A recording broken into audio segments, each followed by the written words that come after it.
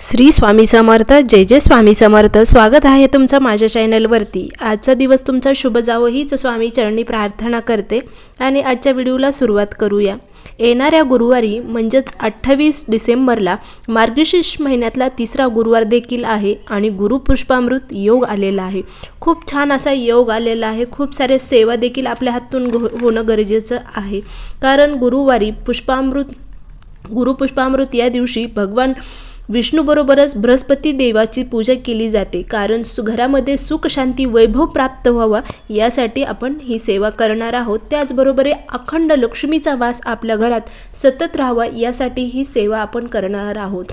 अतिशय योग जुळून आलेला आहे। मार्गशीर्ष महिन्यातला तिसरा गुरुवार देखील आहे आणि गुरुपुष्पामृत हा सुद्धा दिवस आहे। त्या दिवशी गुरुपुष्पामृत हा योग खूप चांगला असतो सेवेसाठी। अखंड लक्ष्मीचा वास आपल्या घरामध्ये राहावा त्यासाठी सुद्धा आपण ही सेवा करणार आहोत।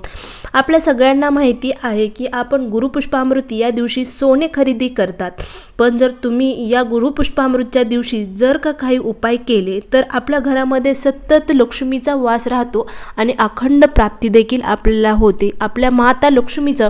त्याचबरोबर हा मार्गशीर्ष महिन्यातला गुरुवार आहे, तसं तर आपण आपल्या घरामध्ये महालक्ष्मीची पूजा करणार आहोत, व्रत देखील त्या दिवशी करणार आहोत।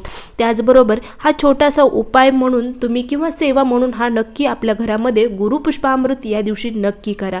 त्याचबरोबर तुम्ही दिवेचे देखील गुरुपुष्पामृत या दिवशी दिवे देखील लावू शकतो। तसेच आपल्याला गुरुपुष्पामृत या दिवशी धने टाकायचे आहेत आणि आपल्याला म्हणजे आपल्या बागेमध्ये किंवा आपल्या बाल्कनीमध्ये जर तुम्ही कुंड्या ठेवलेल्या असतील तर त्या कुंडीमध्ये तुम्हाला थोडेसे त्या दिवशी धने टाकायचे आहेत। खूप छान असं लक्ष्मी प्राप्तीसाठी हा उपाय आहे। धने टाकताना काही मंत्र देखील तुम्हाला म्हणायचे आहेत। तर सकाळी लवकर उठून गुरुवारी तुम्हाला म्हणजे आपल्या घरातली देवपूजा देखील करायची आहे। त्याचबरोबर महालक्ष्मीचे व्रत जर करत असाल तुम्ही मार्गशीर्ष महिन्यातले गुरुवारी, तर त्या दिवशी तुम्हाला पूजा मांडायची आहे आणि आपल्या हळदीचं लेपन आपल्या उंबरट्यावरती मेन उंबरट्यावरती त्या दिवशी हळदीचं लेपन आपल्याला करायचं आहे। गुरुपुष्पामृत या दिवशी हळदीचं लेपन लावणे अत्यंत महत्त्वाचं आहे आणि शुभ देखील मानलं जातं, कारण आपल्या घरात जेवढी काही नकारात्मक शक्ती साठून राहिलेली आहे ती बाहेर जाण्यास आपल्याला उपयुक्त ठरते हळदीचं लेपन आपल्या उंबरट्यावरती लावणे। तर त्याबरोबर धने कसे टाकायचे, कोणता मंत्र म्हणायचा हे आपण बघूया।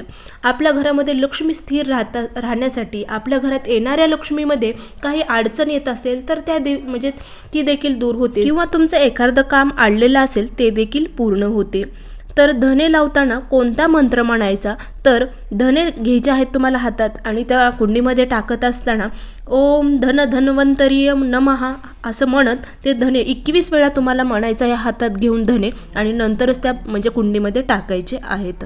त्यानंतर तुम्हाला थोडंसं पाणी घ्यायचं आहे आणि पाणी हातात धरून तुम्हाला 21 वेळेस हा मंत्र म्हणायचा आहे। महालक्ष्मीचा मंत्र आहे। ओम महालक्ष्मीच विद्येमयी विष्णुपत्नी धीमहि तन्नो लक्ष्मी प्रचोदयात। हा मंत्र तुम्हाला 21 वेळेस म्हणायचा आहे आणि थोडं थोडं पाणी त्या धण्यामध्ये शिंपडायचं आहे आणि ते धणे मातीमध्ये मिक्स करायचे आहेत आपल्या कुंडीतल्या। त्याचबरोबर तुम्हाला आपल्या घरामध्ये लक्ष्मीची पूजन तसंही आपण करणार आहेत, कारण गुरुवारचा दिवस आहे। तर घरातील त्या लक्ष्मीला पूजा करून तिला गुळ खोबऱ्याचा नैवेद्य दाखवायचा आहे आणि या प्रकारे तुम्हाला घरामध्ये म्हणजे आपल्या मेन दरवाजावर देखील स्वस्तिक काढायची आहे। तर या प्रकारे गुरुपुष्पामृत गुरुवारी ही सेवा नक्की करा। नक्कीच अखंड लक्ष्मी प्राप्तीची ही सेवा आहे। व्हिडिओ आवडला असेल तर नक्की लाईक, शेअर आणि सबस्क्राईब करायला मात्र विसरू नका आणि कमेंट करून नक्की सांगा। श्री स्वामी समर्थ। जय जय स्वामी समर्थ। अवधूत चिंतन श्री गुरुदेव दत्त।